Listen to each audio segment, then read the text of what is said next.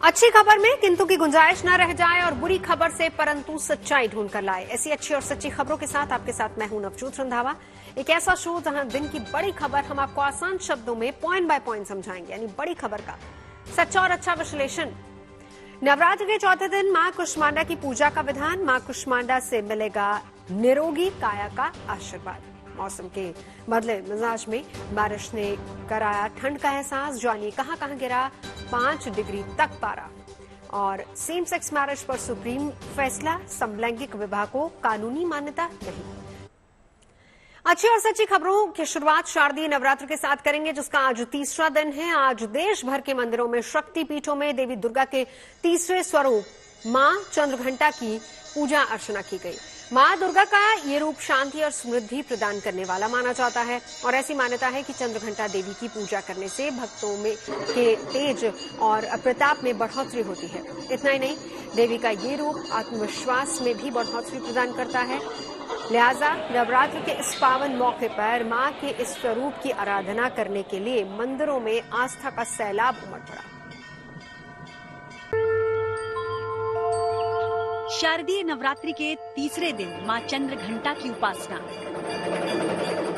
श्रद्धालुओं ने देश भर के मंदिरों और शक्तिपीठों में कुछ इस भक्तिभाव के साथ की है। चाहे दिल्ली हो या मुंबई, सूरत हो या गुवाहाटी, वाराणसी हो या प्रयागराज या फिर देश का कोई और देवी मंदिर, माहौल कमोबेश एक जैसा ही दिखाई दिया।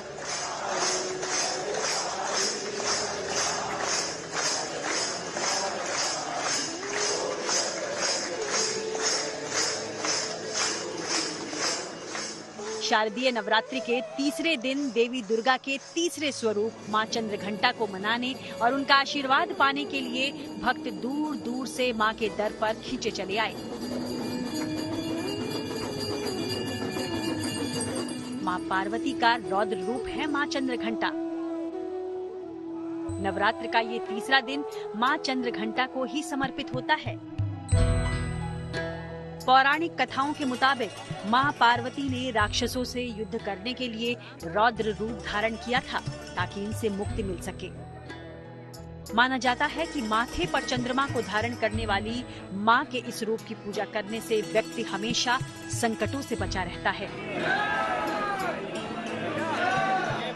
इतना ही नहीं, धार्मिक मान्यता है कि मां चंद्रघंटा की पूजा में शंख और घंटों का प्रयोग करने से मां प्रसन्न होकर अपने भक्तों की हर मनोकामना पूर्ण करती हैं। आज नवरात्र का तीसरा दिन आया है कि तृतीयम चंद्रघंटेति। आज के दिन भक्त माता का पूजन चंद्रघंटा के रूप में करते हैं। पिंड जप प्रवरारूढ़ा चंडकोपास्त्र कैर्युता प्रसादम तनुते मह्यम चंद्रघंटेति विस्तृता। भगवती के मस्तक पर घंटे के आकार का अर्ध चंद्र होने से इन्हें चंद्रघंटा के नाम से जाना गया है। माता का बड़ा ही सुंदर स्वरूप है। 10 भुजा है, शस्त्राधिक शस्त्रों से सुसज्जित है और सिंह पे आरूढ़ है।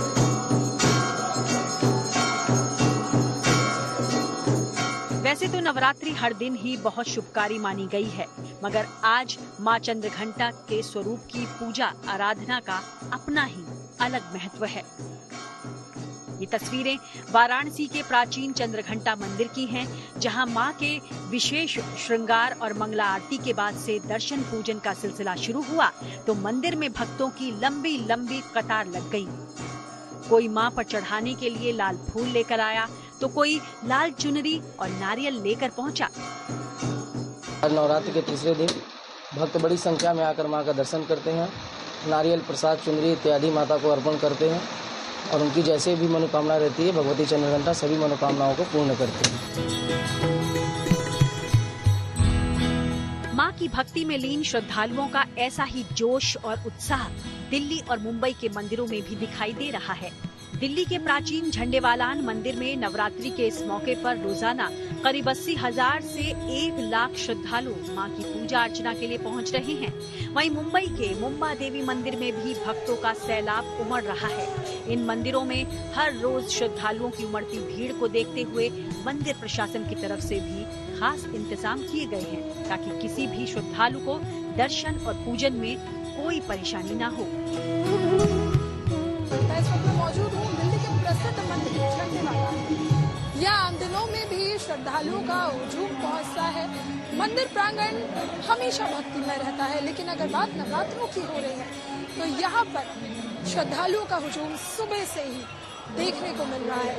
मंदिर प्रशासन की मानिए तो रोजाना मंदिर में 80,000 से 1 लाख लोग पहुँच रहे हैं।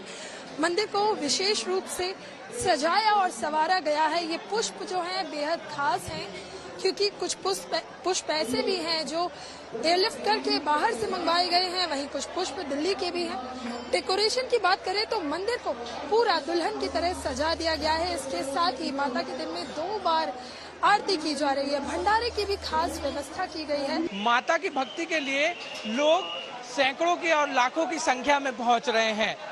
हर साल मुंबई में भी नवरात्र पर लोगों की भारी संख्या देखने मिलती है। आज नवरात्रि के तीसरे दिन मां चंद्रघंटा की पूजा की जाती है और ये माना जाता है कि मां से जो भी मांगा जाए वो सारी मुरादें मां पूरी करती हैं उनकी आराधना करने के बाद। मंदिर की सजावट देखिए, ये सारे जो फूल हैं वो हर रोज बदले जाते हैं और मां की आराधना की जाती है। लोगों की कतारें यहाँ पर बढ़ती ही रहती हैं। आप सुबह आइए, शाम को आइए या फिर रात को आइए, यहाँ पर मां मुंबा देवी को मानने वाले हजारों लोग हैं।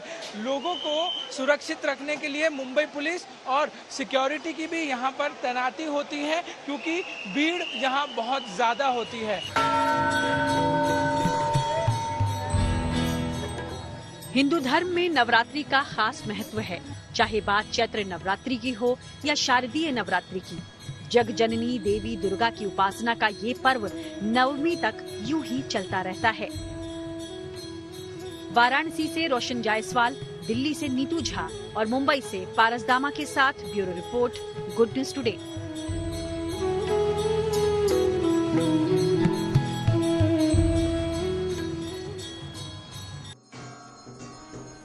और मां चंद्रघंटा के बाद बारी आती मां कुष्मांडा की, जिनकी आराधना नवरात्र के चौथे दिन यानी कि कल होगी। मां कुष्मांडा को प्रसन्न करने के लिए भक्त क्या पूजा विधि अपनाएं और किस चीज का भोग लगाएं, ये बता रहे पंडित शैलेंद्र पांडे।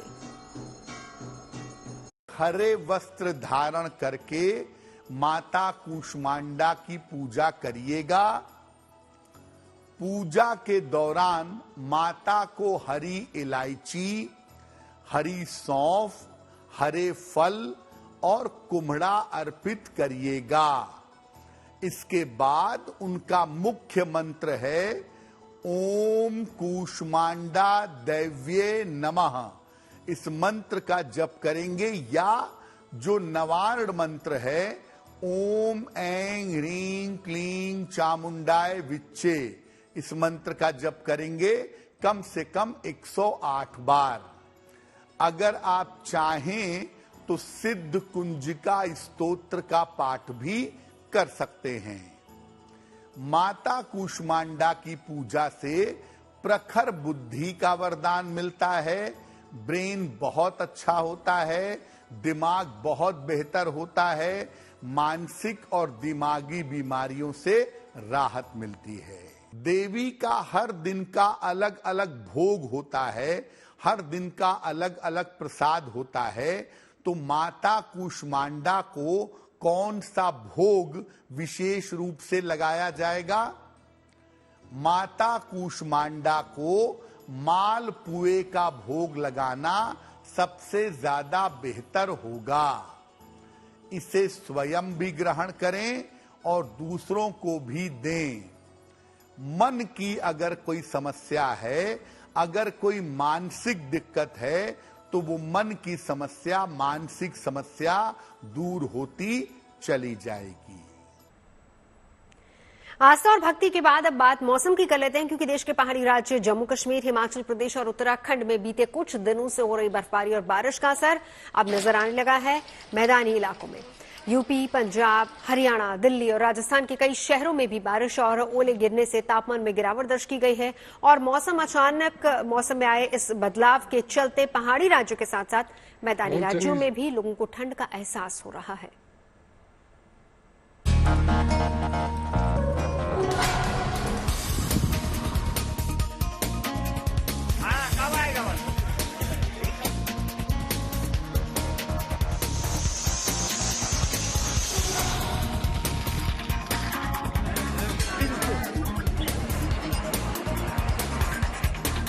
पहाड़ों पर बर्फबारी हो रही है तो मैदानों में झमाझम बारिश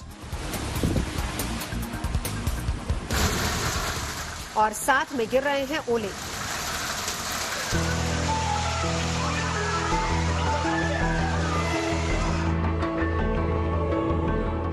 पहाड़ से लेकर मैदान तक इन दिनों कुछ ऐसा ही मौसम नजर आ रहा है।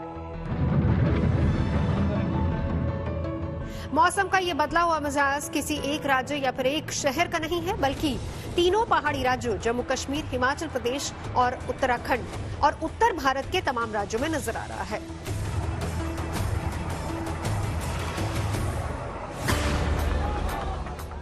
बर्फबारी की ये ताजा तस्वीरें देवभूमि उत्तराखंड के ऊंचाई वाले इलाकों से आई हैं, जहां बर्फबारी के कारण पहाड़, पेड़ और सड़क पर सफेदी छा गई।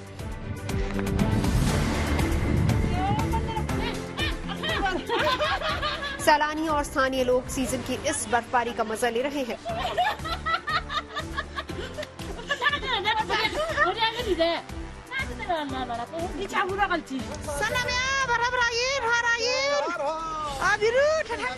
हालांकि पहाड़ों पर हुई इस बर्फबारी और बारिश से तापमान में गिरावट दर्ज की जा रही है, जिसके चलते लोगों को ठंड का एहसास होने लगा है।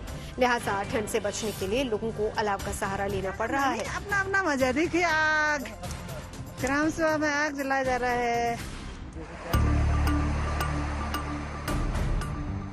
कमोबेश मौसम का ऐसा ही मिजाज जम्मू कश्मीर में भी इन दिनों नजर आ रहा है। राज्य के ज्यादातर ऊंचाई वाले इलाकों में लगातार बर्फबारी हो रही है, जिससे पहाड़ों पर और पेड़ों पर बर्फ की मोटी परत जम चुकी है। खासकर बर्फबारी के कारण बंद रास्तों को खोलने के लिए प्रशासन को कड़ी मशक्कत करनी पड़ रही है, ताकि गाड़ियों को आने जाने में किसी तरह की कोई दिक्कत न हो।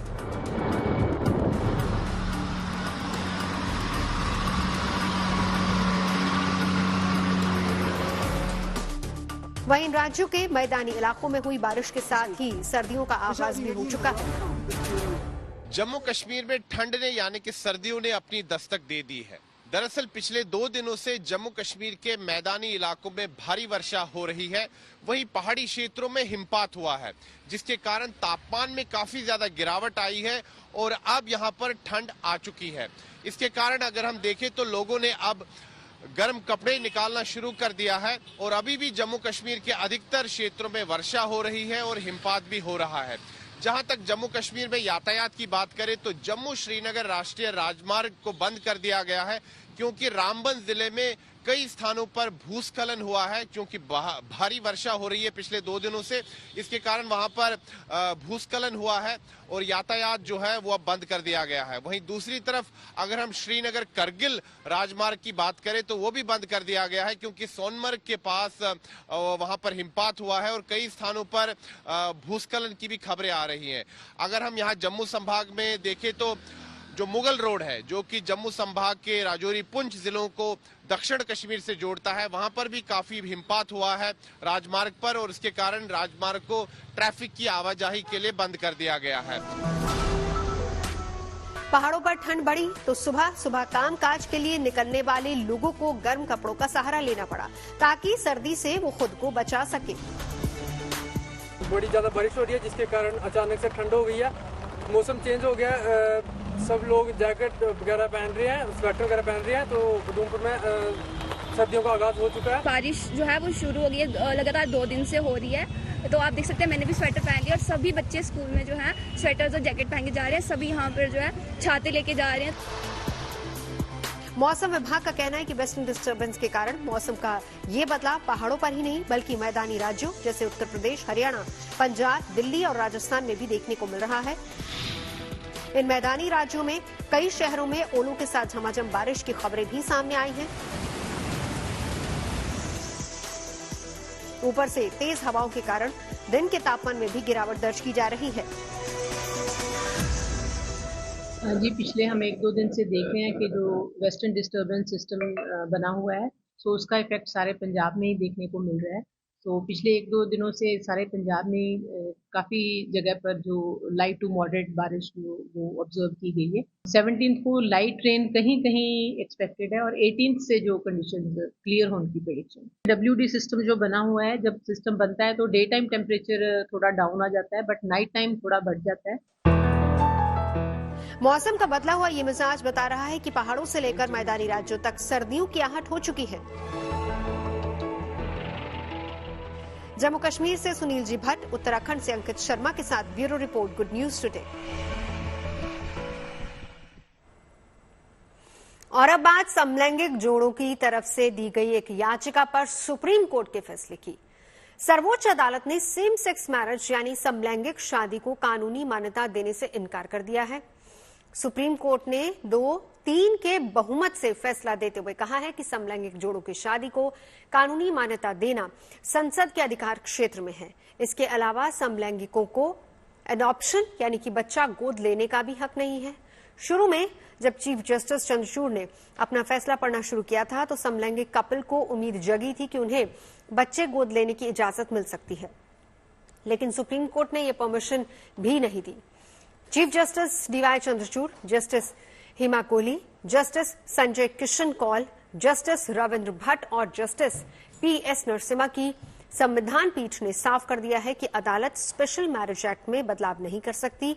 इसके साथ ही सुप्रीम कोर्ट ने सरकार को इस मुद्दे पर कमेटी बनाकर एक कानून लागू करने के बारे में विचार करने की सलाह दी है।